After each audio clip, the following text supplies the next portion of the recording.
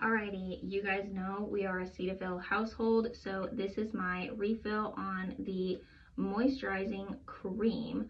Oh, this is hard for me to, oh, there we go, get open. So, ooh, it's so bright, it's not gonna like show the cream. That's what it looks like. It has no scent to it. It is unscented because it is for sensitive skin.